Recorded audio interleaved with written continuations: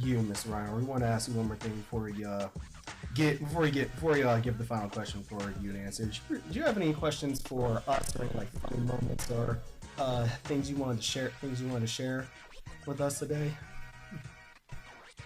Maybe I'd imagine one moment is why am I here on the podcast with four college students on a Monday afternoon. The sun's still on. Yeah, that is very true. Well, when I looked at my schedule this afternoon and I saw that, because I thought this thing was starting at 5, and I looked at it and it started at least 4 initially, I did think, why in the world did you agree to do this?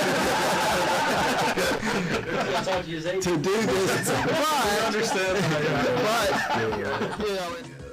But Oh yes. And, like being able to have that is like lifelong. So I definitely appreciate that. But you talked about wanting to lend a hand. Do you have any advice to the next athletic director? Because they have a lot of large shoes to fill with. No, I wear a really small feet. I got really small.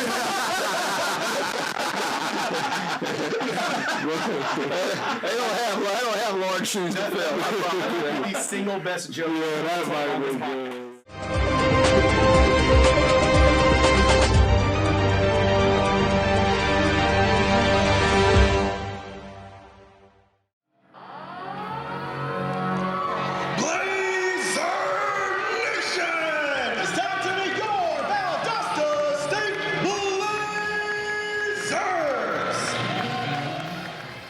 All right, welcome back. Welcome back.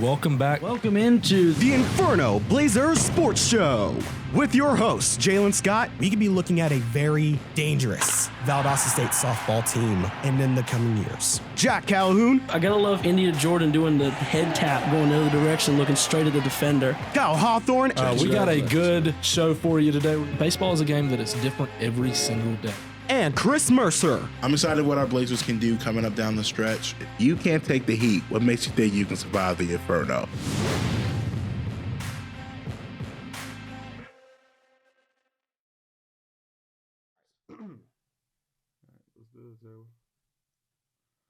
Ladies, gentlemen, and viewers of the Inferno all around, welcome to the special episode of the Inferno Blazers Sports Show with me, Jack, Kyle, Chris, and a special guest here joining us today, Mr. Herb Reinhard, the athletic director of Valdosta State University, retiring at the end of this year. Mr. Reinhard, thank you for joining us today. How are you doing today, sir? Doing well and glad to be here. Thank you for the invite. Absolutely.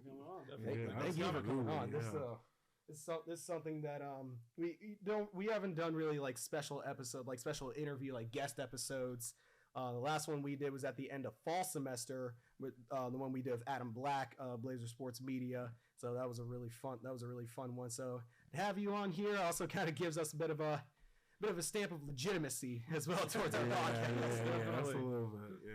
Because honestly, this thing is just a huge passion project for Blazer Athletics and Blazer Sports, something we love to talk about. We figure it'd be perfect to have the athletic director on, with just 4 college students talking about Blazer Sports. What more could you want? So let's get after it. Let's get after it indeed.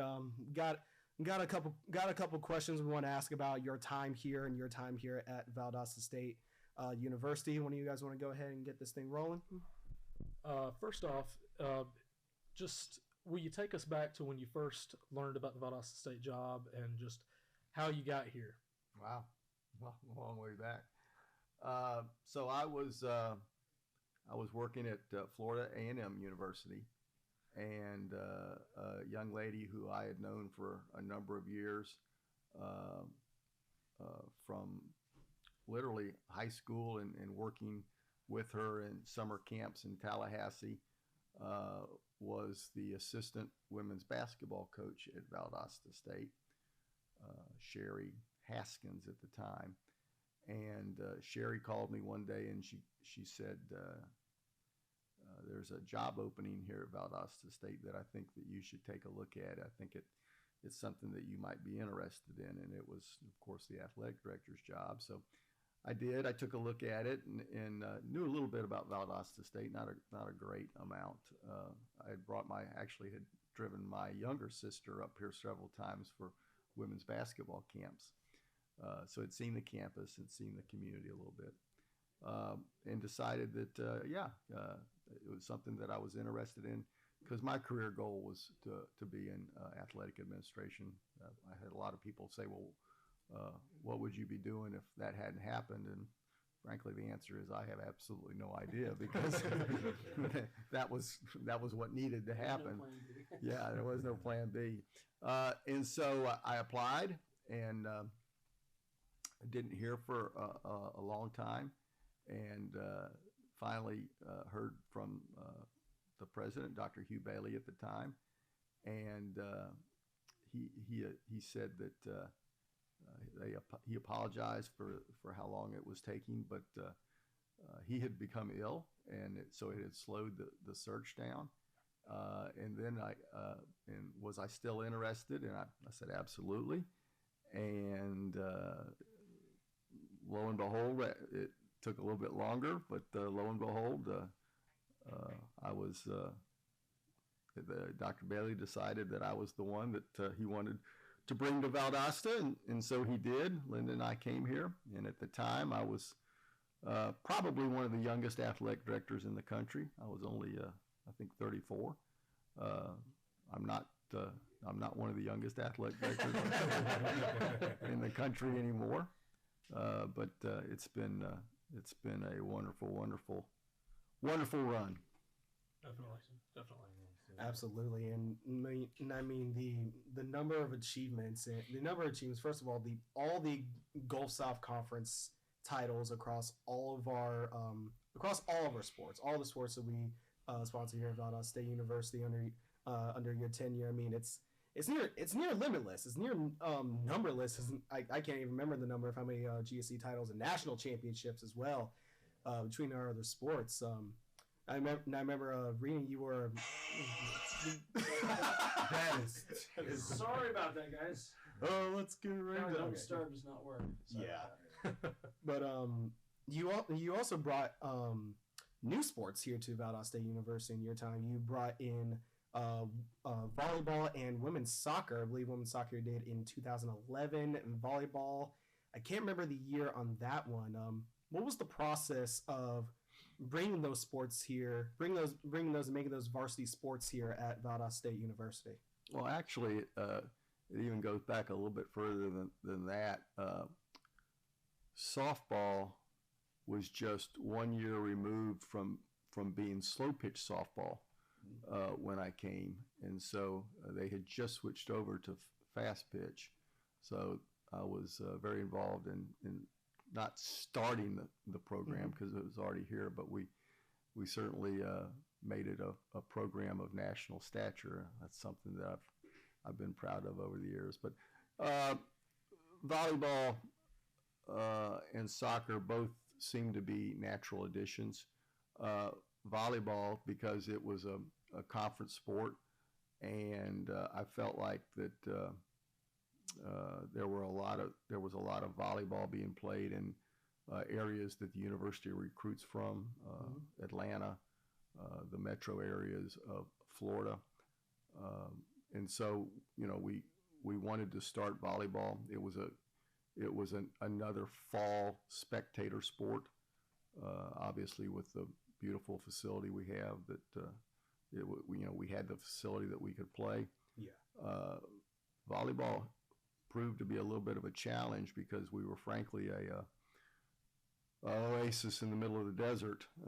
Volleyball was it's only been in the last really 10 years that volleyball was even been played in the high schools in South Georgia, and I really felt that volleyball would move into the high schools in South Georgia a lot quicker than it did. It took a long time for that to happen. And so consequently, we really didn't have any feeder programs in South Georgia. So we were again recruiting really heavily out of Atlanta and North Georgia and out of Florida. But that's changed now, and they're playing volleyball now in all of the South Georgia high schools, and we're starting to actually see some student athletes from the high schools in South Georgia that are, recruitable, that talent-wise, can play at the level that we need them to play at. So that's nice. Soccer was a really neat addition. Obviously a tremendous amount of interest in high schools and in club sports from soccer.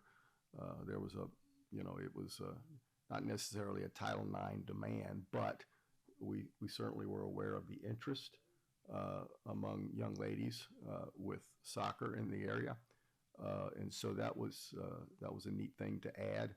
I remember the first match that we hosted, our first ever match. We had well over 1,000 people at the stadium. They were standing 10 deep on the sideline. We had fireworks after the ball game. It was just a really outstanding evening, and in both volleyball and soccer have proven to be great additions. Tremendous young ladies in the programs, not just now, but really since their inception. We've been able to provide them with great experiences and a really neat opportunity for them. That's amazing. It definitely also spawned not just opportunities for the athletes, but also for all of us here. All of us working Blazer Sports Media. Kyle and Chris worked a couple of volleyball matches. Jack, you were doing both of us kind of shared that role. Both of us kind of shared that role, and I will say we were the struggle bus at the beginning. if we didn't have volleyball, then we would most certainly not have Stonewall. we wouldn't have Stonewall. I remember there was a time that I did Stonewall during a match, and I remember you came up to me afterwards saying, "Hey, you might need to tone it down a bit." Yeah, because you did it multiple times. Yeah, I did. I did it like 2-3 times in the same came one. out of nowhere either. Yeah, and again, I tell you, that came out of literally nowhere. Because when I was doing volleyball PA, I had not done volleyball PA at the time. I had really only done football, so I had to think of something to describe a block that wasn't just, there's a block by Christina Pettigrew. I had to think of something on the spot, and that's where Stonewall was born. That's how Stonewall was born.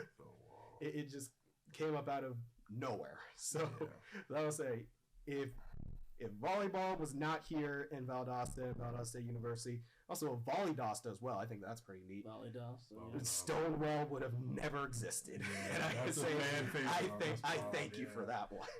I thank you for that we one. mentioned before, Jaylan, about all the national titles, and I know I've asked you this before for another project that is coming up soon, but do you have any memory of a particular national title, or that time of going to a national championship where a memory just sticks out to you? I have. I remember all of them. Really early when I came here,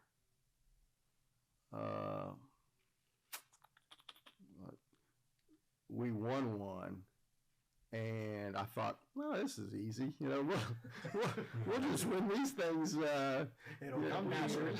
Every year. So we'll take home a national championship, and I learned very quickly that they're precious, and they're incredibly difficult to come about. And I think I told you that when we did the interview in the complex, right? Yeah, I remember. That I've got colleagues that are phenomenal athletic administrators. For the second time. So I'm gonna turn my phone off. Yeah. Just really tremendous athletic administrators, and they've never ever experienced a national championship. They've never played for one. They certainly have never won one. And so I learned very quickly that you have to value them because they're just so difficult to come across. So many things have to happen for a team to win a national championship. You've got to be incredibly talented. You have to stay healthy. Oh yeah. And frankly, there's going to be several occasions where the ball has to bounce your way, in order for you to get to that, to get to the final game and then to win it. We've won. What have we won? 9, I guess, total, and 8. 8 with you. 8 with me, and 9 total. And then we've played for about another 6 that we've not been able to win. But I've always told coaches and student athletes, the goal isn't to win a national championship. The goal is to put yourself in position to win if things go well. If you can't make the regional tournament or make the playoffs, then there's no chance of winning a national championship. If you get yourself in the playoffs, then who knows what happens. That's right. And so I've got great memories about all of them. I don't think that any one stands out. I do remember maybe the first or second football national championship, just standing, and I think I've done this maybe with all the football championships. You get the opportunity to kind of stand down there on the field, maybe away from the celebration a little bit, and just look at it and think, wow, how neat is this that that I'm getting the experience, and that we as a group are getting to experience that. And you watch, you see the look of, frankly, euphoria on the faces of student athletes and coaches, and it's something that they'll remember forever. Almost definitely. Yeah, definitely. You mentioned the fact that it's always good to win championships, but the fact that you're putting yourself in the position to compete for them year in and year out, and being able to be competitive. You was talking about standing on the sideline. I remember when I used to work for VSU football, I remember in 2021 going to Dallas and being on the field, like you said. I know that game didn't end the way we wanted it to. I remember, number one, being cold. Yeah. It was cold that day. But like you said, I think it's one of the best things for VSU that, number one, we have all these championships, but it's the fact that we're always competitive. Mm-hmm. I quote the Atlanta Braves a lot on this podcast. In the 1990s, the Atlanta Braves won one title, but they were competitive every single year, and that's why they were so fun to watch, is because there was always the chance to win a championship. A lot of schools in Division II don't even get that opportunity, so that's what I think is very special about Valdosta State, is we're always competing. Yeah. We recently on the pod were talking about, and we talked about this a lot, but about women's basketball, particularly this past year's team, and how much, because when we did the interview, I did the interview with you, they had just broken the old record for the most wins in a row. Can you talk about what this season was like for women's basketball, and what are just about that season, just in general? Well, I think the best word to describe it, was magical. I mean, I think it was a magical season. It was a collection of really mature, focused, talented young ladies who just were hand in glove, with the coaching staff. You could watch them during practice, and they carried it over to the floor, but there was just joy. I mean, they just absolutely loved being together, and and then of course you get the bandwagon effect. The more you win, all of a sudden you've got all these people that are jumping on the bandwagon, and that's great. I'm not downplaying that at all, but but it was incredible to watch the crowd swell. I got a tremendous amount of enjoyment and satisfaction out of watching all the little kids that ended up going to sign autographs after the game. That ended up watching the ladies play, especially the second half of the year. That you get to 30 and you get that winning streak. What was the I think it was 27. Seven, you know, that, in a row. that's a lot of weight on your shoulders.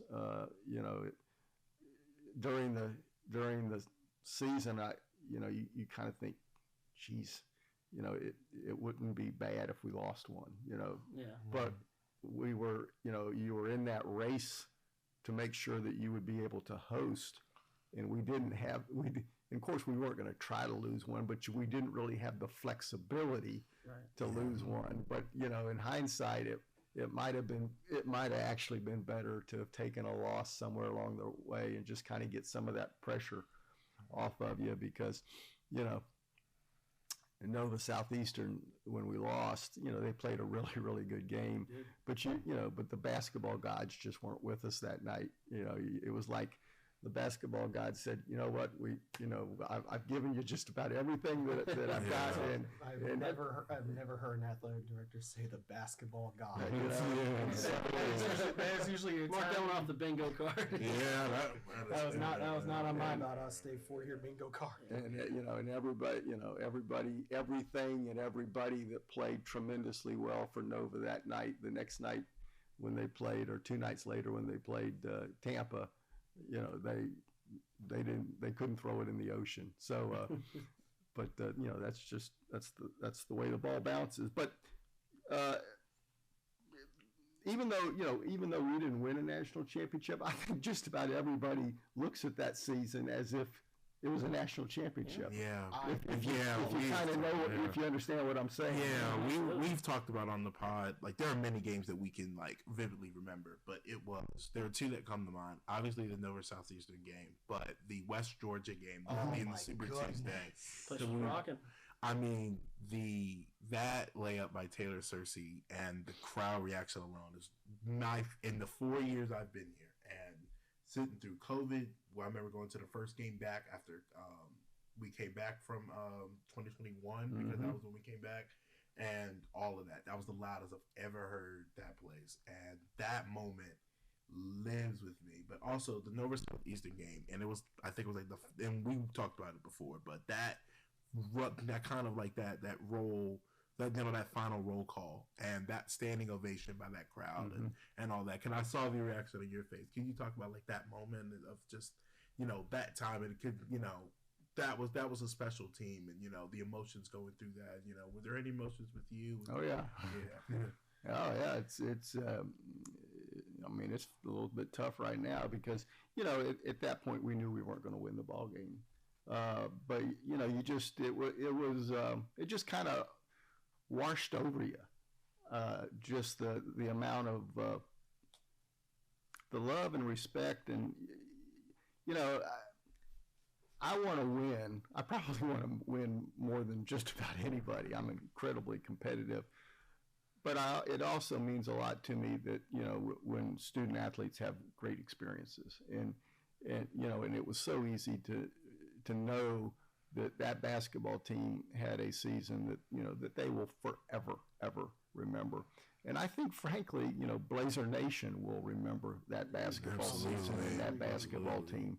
So, yeah, you know, it was emotional. It was bittersweet. I was incredibly happy for them. I wasn't happy that we lost the ball game, but I was just happy for everything that had happened. The standing ovation was incredible. What an amazing moment, you know, that was pretty much spontaneous. And again, you know, I can't really describe the season any better than magical. It was just a time that really united everybody of Blazer Nation, every single person in the complex at the time. That's a moment that even, I'm pretty sure I saw a couple of Nova Southeastern fans up on their feet as well, because they also realized the weight and significance of the moments. It was really a time that really brought everybody together. Absolutely. And also, real quick, Jack, before I get to your question, that West Georgia game also brought up one of the the meme. That's right. Not really the meme was going around. I've used this for promotional. This is me from the West Georgia game. I was holding up a sign that said you gotta send it to me. That said, "Go Lady Blazers, beat that school out west one more time." Yeah, 'cause And I- I will still forever hold on to that. I'm calling West Georgia that school out west. That's just the. That's just my the voice was honesty shot. of me. It was on that was a Super Tuesday. I didn't get my voice back until like Friday. Like, my voice was I mean, shot. we had so many assignments through that night. We didn't care. We were like, oh, let's go overtime. Let's go. It was such a time. Did you have a question? Yeah, I had a question. Okay, so and one thing that's got to go into all your time that you've been here is obviously it's to some people it can be like a stepping stone in terms of like wanting to progress to maybe the Division I level or something like that. What is the key from your perspective in looking for the right coaches and the right personnel to put in place here at Valdosta State? And what's been your biggest get at doing that? Yeah, I've been asked a whole lot because I guess my reputation over the years has become that I can hire coaches. That's what people say, and they say, "Well, how do you do that?" And I don't know. That's a very good question. There are certain things that I look for in coaches. I've always kind of used it, and this is pretty simple. Would I want I have a son and a daughter, would I want my son or daughter to play for that individual? That's kind of always been a guide. And then I've always looked for somebody who is competitive and wants to win, but we're going to win the right way. Right. And that's always been really important to me. Part of the reason that we've been successful at Valdosta State in some respects is that we've been successful in being able to hold on to coaches who frankly have had opportunities to go on to what people might perceive as bigger jobs, and they've decided that not necessarily for their entire life, but that they want to stay at Valdosta State for a little bit longer. But then we've also obviously lost coaches to Division I schools on a very regular basis, and I've always looked at it. My job is to hire, again, in most respects, young coaches, coach them up, give them the opportunity to be successful, and then professionally, if they have the opportunity to go on and make a boatload more money than I can pay them here at Valdosta State, then good for them, and good for Valdosta State.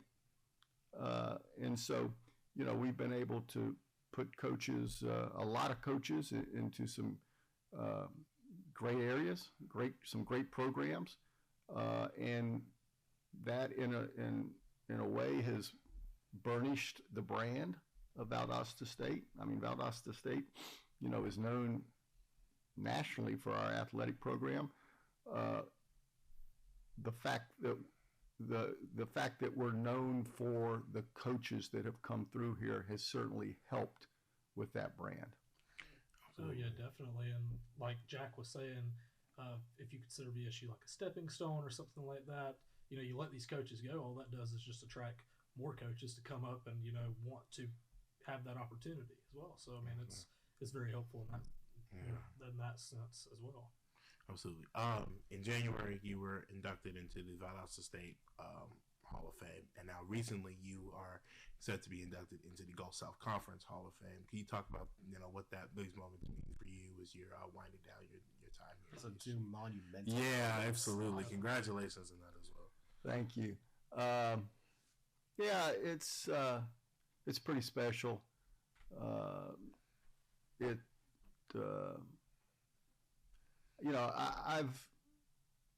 I've been able to work with some really, really wonderful people. Here at Valdosta State, I've been able to work with some great coaches, some tremendous athletic administrative staff.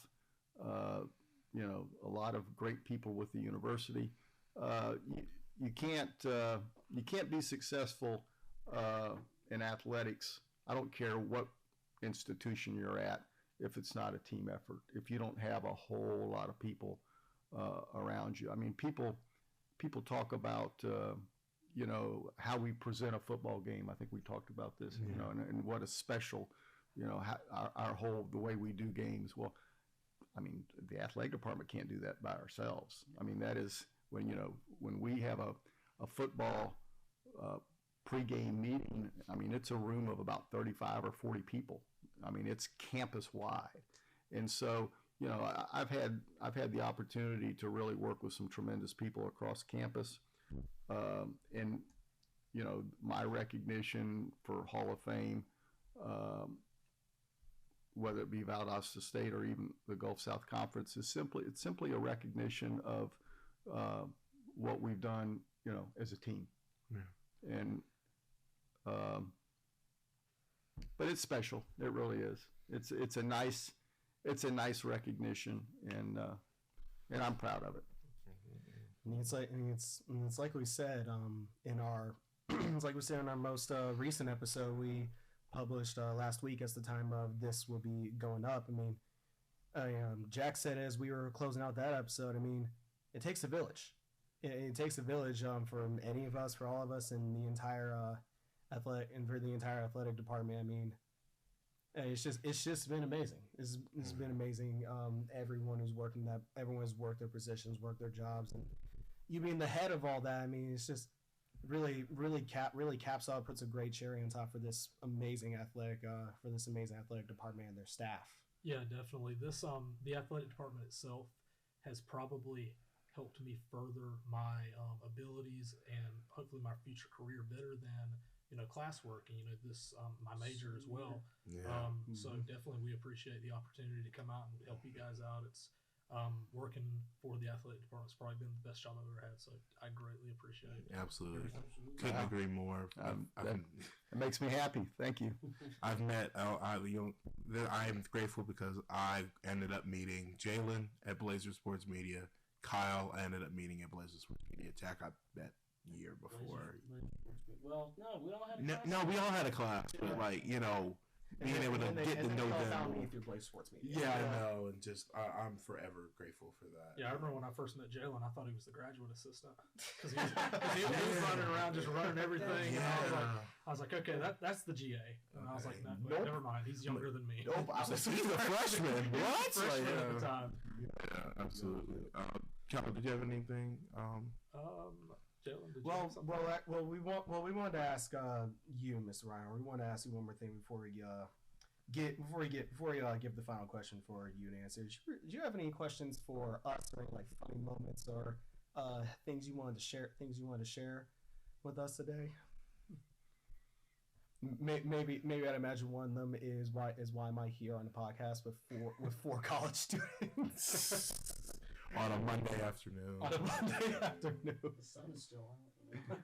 Yeah, that is very true. Well, when I looked at my schedule this afternoon and I saw that, because I thought this thing was starting at 5, and I looked at it and it started at least 4 initially. I did think, why in the world did you agree to do to do this? I understand that. But in all seriousness, why am I here? Because why wouldn't I be here? I work in higher education. What we do in higher education is try to, make the lives of young people better and to pass along things. So, if I can, give you all the opportunity to learn your craft, and if I can lend a little bit something to that, then, I'll do that just about any time I can. So,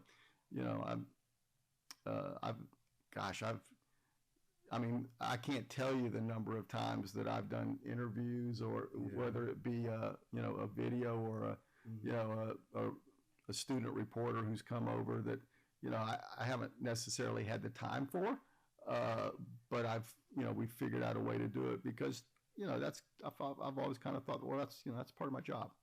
It's, Well, we definitely appreciate you being here. No problem. Absolutely. Again, really kind of gives us that stamp of legitimacy for the Inferno Blazer Sports Show. Yeah. We're here to stay. Well, maybe not me. This is my last episode. Yeah, no. Next week. I'm here. You gotta come back. Yeah, you gotta come back because we have Jack graduating in a few weeks. Well, next week, which is wild. Next weekend. Kyle and I are graduating December, and Jaylan is 26. Class 26. And I've made a pact to come back for everyone's graduation. Clearly, obviously, I'll be there for Jack's, because I'm filming for that with Jamie and Kyle and I were graduating at the same time, so I better be there. I hope so. Yeah, I know. We're praying for you, Chris. Yeah, I know. But then, and Jaylan in a few years, because, in terms of Blaze Athletics, it's a family, because I've met some of the folks that, I can consider, lifelong friends and brothership. And folks that have graduated on that, we still keep in contact with. And we just did a team photo with Blaze Sports Media last week. Oh, yes. And, being able to have that is lifelong. So I definitely appreciate that. But you talked about wanting lend a hand. Do you have any advice to the next athletic director? Because they have a lot of large shoes to fill with No, I wear a really small feet. I got really small.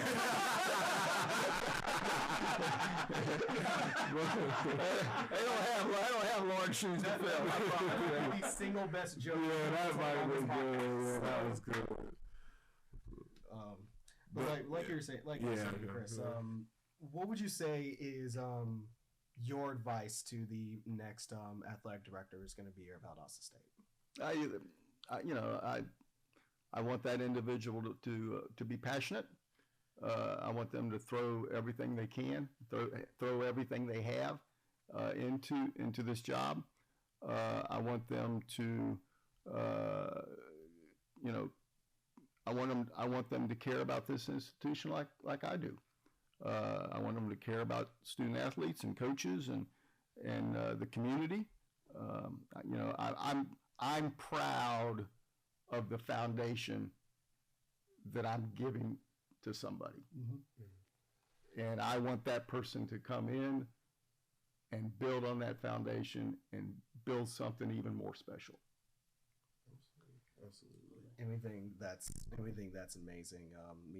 This year has been nothing short of amazing moments. I'm pretty sure throughout your entire tenure, lasting longer than all of us have been alive. Been made a lot of great moments here about us. I remember one of my best moments here with you, Mr. Reinhard, is at the football game, the last VSU versus West Georgia game. You being lifted by the cheerleaders. Yeah, I remember Kyle describing as he's sitting on the bleachers. And out of nowhere, he just rises up. Yeah, I remember. That was crazy. I had to get my wisdom teeth pulled the previous day, and I came back to I was like, am I still on the drugs? I'm sitting there, I'm confused, and I'm like, I know I'm not 100% because that pain was but I just was like, is he really floating in the air? What's going on? We thought you developed magical powers. Yeah, I'm we thought you would develop what's magical happening? powers. I actually remember my favorite. Here, let me see the mic. I remember my favorite story with Mr. Reinhard. I don't know if I ever told him this story. We had a volleyball match one night. It was the night that you came and talked to me about doing basketball on the road. And I'd seen you hanging around the bleachers, and I put on the best of my ability that volleyball match. And then as soon as it was over, I saw you just come making a beeline for me, and I thought, uh-oh, I said something wrong, or I did something wrong. And I remember thinking, so scared, and he came over, he's like, you want to do basketball? I was like, oh yes, absolutely. Yeah, I'd love to do basketball. I remember thinking at the time, did I do something wrong? But sure enough, he came out, I was like, that's the biggest relief ever. And it ended up being the best job I've had so far in my life. So that was, gosh. Yeah, absolutely. Yeah. It reminds me of the time in volleyball whenever I would still say, she hits it up, she hits it over. You know? She hits it up, she hits it over. We worked a few digs in there a little bit, but man. And not what I wonder, what was your first reaction to hearing me do Stonewall? I'm just curious about that. Well, I remember I was trying to do my pregame on the stream, and then out of nowhere, I just heard someone, whoa! I'm like, doesn't sound like Matt down there, you know? That sounds like a youngster, but I remember thinking, youngsters. I'm like, I can't focus. I'm like, I forgot what I was gonna say. I'll never forget that. But that was my reaction to the Stonewall. The best PA though was Mississippi State Choctaw. Oh my God! I will never forget. I'll say this: I was so nervous because that was the first time. What was it Taylor said of the that'll probably be his last This time. will probably be his last time. I remember Mr. Kent calling me and telling me that I was doing it because Jaylan was out of town that week, and that was the first time I think I'd done PA, definitely for volleyball ever, but for PA ever, I think, too, because I thought I was going to do it for high school and given that opportunity. And that was like, and it was a doubleheader. And the first night, I could not sleep because I messed up Mississippi College Choctaws. I will get it right on this podcast. And I just remember sitting home like all night trying to figure out how do I get better with this and make sure I don't look like a fool. And like I still get run through the ringer for this show for throwing this. Like, y'all, it's been since October. Move on, please. Were you at that game, Mr. Reinhard? Oh, yes. I sat there and was like, oh my God. Like, I remember.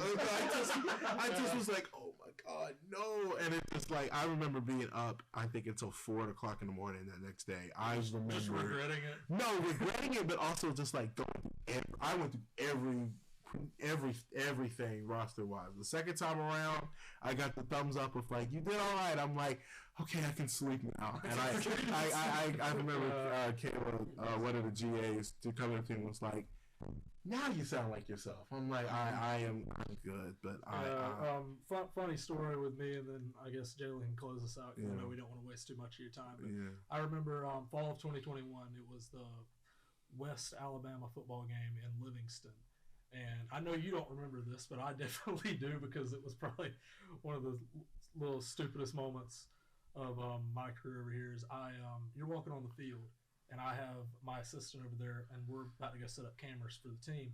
And I go, excuse me, where do I need to set up cameras? And of course, you're wearing a whatever the windbreaker with the long red sleeves. We're red, West Alabama's red, and I'm like, he works here. And he goes, I don't know, but I'm your athletic director. I was like, oh, okay, well, it's a pleasure to meet you.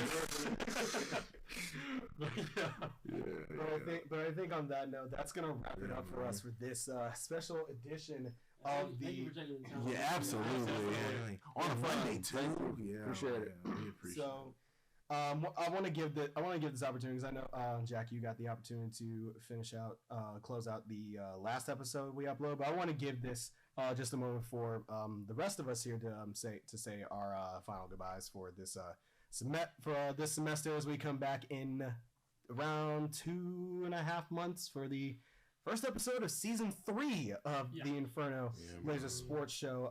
Kyle, do you want to say anything real quick? First off, I just want to say thank you for being able to be listening to us each week. Every time we put out content, whether it's a regular Inferno episode or a extra Ember. I mean, this, like we originally said, this just started off as kind of like a little dream project with us, and we've actually got some pretty good traction on. I mean, we've got the athletic director. Good to hear.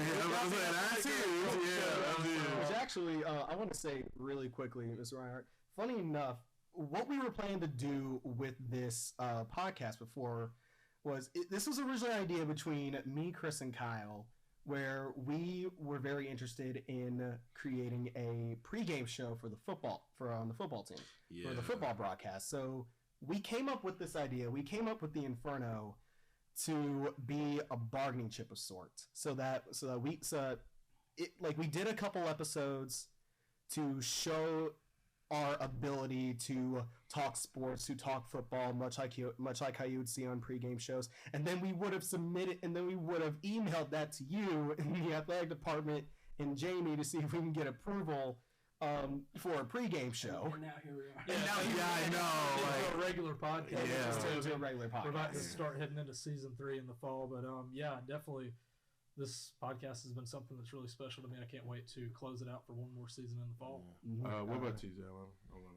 I mean, it's pretty much everything you guys had said. I mean, you guys know how the whole Division II mantra, the motto of Division II in the NCAA is "Make it yours."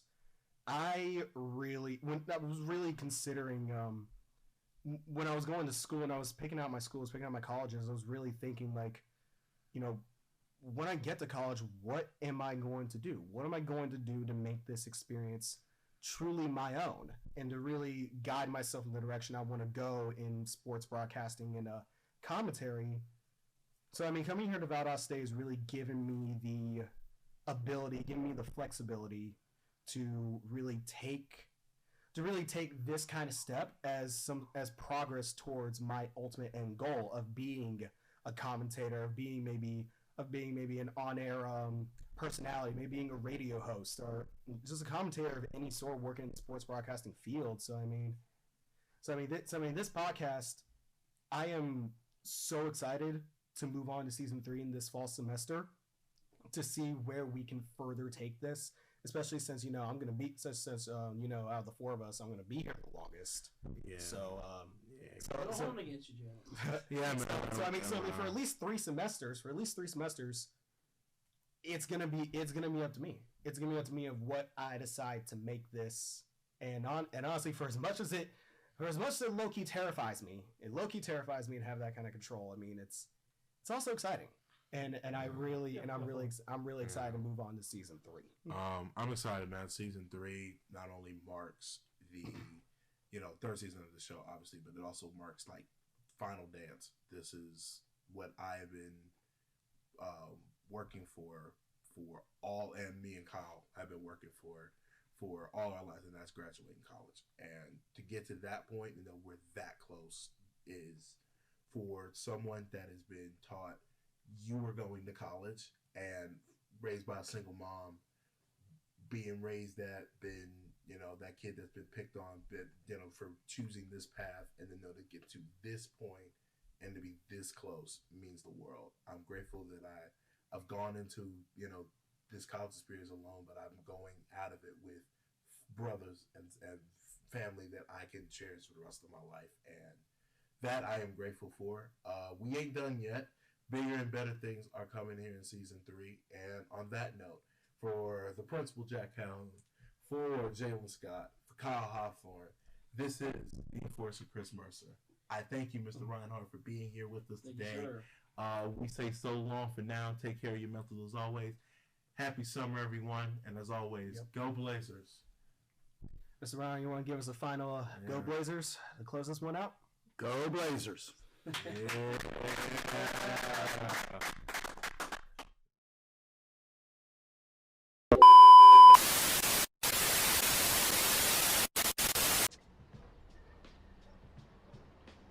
Chris. Bye, Felicia.